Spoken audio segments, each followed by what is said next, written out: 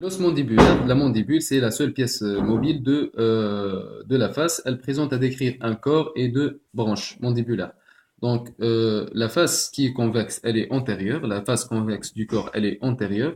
Et le processus qui supporte les dents, il est supérieur. Donc, ça, c'est la position anatomique de la mandibule.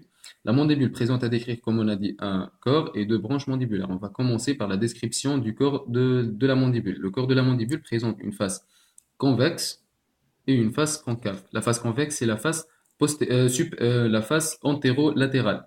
Et la face concave, c'est la face postéromédiale.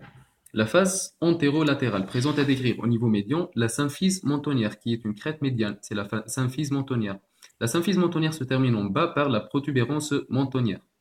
Latéralement, on trouve les deux tubercules mentonniers surmontés chacun par une fossette mentonnière. Donc, ici, on trouve un foramen mentonnier. On regarde là, voilà, en bas par rapport à la première prémolaire. De tubercule mentonnier va se détacher, voilà, va passer une ligne oblique. Celle-là, c'est la ligne oblique, c'est une crête. La ligne oblique va passer du tubercule mentonnier. Ça, c'est la ligne oblique. Donc, au niveau de la face postéromédiale, on trouve deux épines mentonnières supérieures et deux épines mentonnières inférieures. Les deux épines mentonnières supérieures vont donner insertion au muscle génioglosse génio en rapport avec les épines mentonnières et glosse en rapport avec la langue. Donc, les épines mentonnières supérieures donnent insertion au muscle génioglosse. Les épines mentonnières inférieures donnent insertion au muscle génio-hyoïdien en rapport avec la mandibule par rapport à la mandibule qui est postérieure et inférieure par rapport à voilà, la mandibule. Donc, l'os hyoïde se trouve postérieurement et inférieurement par rapport à la mandibule. Donc, il y a un muscle qui relie la mandibule au niveau des deux épines mentonnières inférieures à l'océoïde, c'est le muscle génio-hyoïdien. Donc, juste en bas par rapport aux deux épines mentonnières inférieures, il existe deux fossettes. Ce sont les fossettes digastriques, lieu d'insertion du chef antérieur ou du ventre antérieur du muscle digastrique. Donc, de l'épine mentonnière inférieure va passer une ligne, c'est la ligne mylohyoïdienne. La ligne mylohyoïdienne.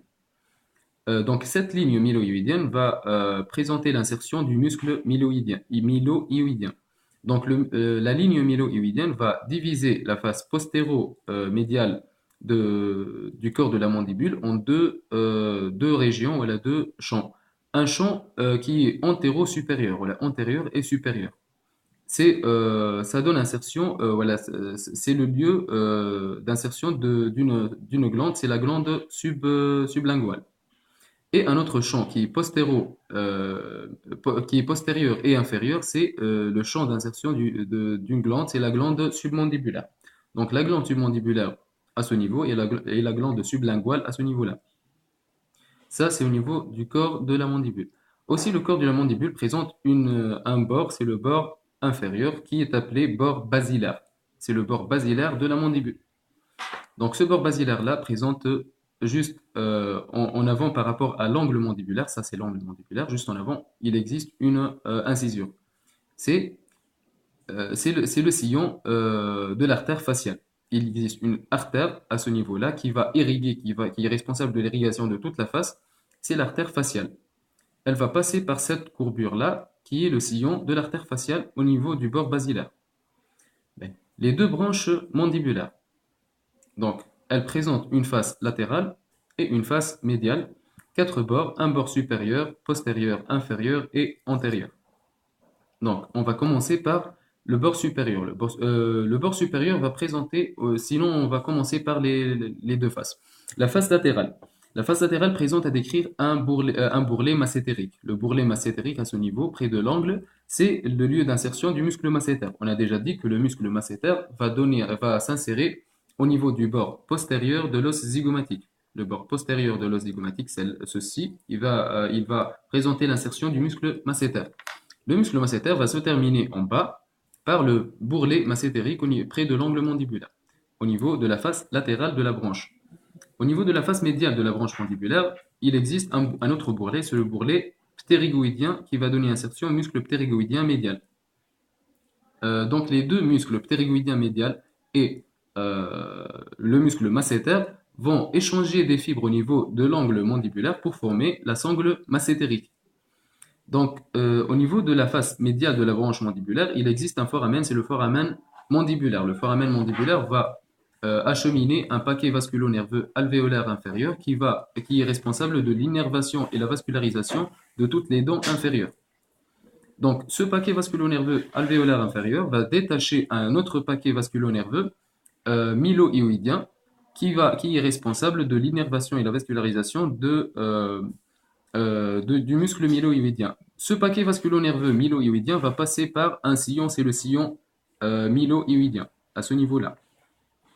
Donc, le foramen mandibulaire, juste en avant, on a une petite lamelle osseuse, c'est la lingula. La lingula antérieurement. Postérieurement, une autre épine, c'est l'antilingula. Donc, lingula antérieurement, antilingula postérieurement par rapport au foramen mandibulaire. Bien sûr, le foramen mandibulaire va se terminer par le canal mandibulaire qui a un trajet antérieur, puis inférieur et latéral pour se terminer en bas. Il va s'ouvrir le canal mandibulaire par le foramen mentonnier. Donc, le paquet vasculo-nerveux alvéolaire inférieur qui est responsable de l'innervation et la vascularisation des dents va s'ouvrir à ce niveau-là, elle va se détacher à ce niveau-là pour former un autre paquet vasculo-nerveux mentonnier responsable de l'innervation des muscles de la face, au niveau mandibulaire, bien sûr. Donc, on a déjà dit que ça, c'est la lingula et postérieurement, c'est l'antilingula. Ces deux structures-là, lingula et antilingula, vont donner insertion d'un ligament sphénomandibulaire. Le ligament sphénomandibulaire va se terminer par la lingula et l'antilingula.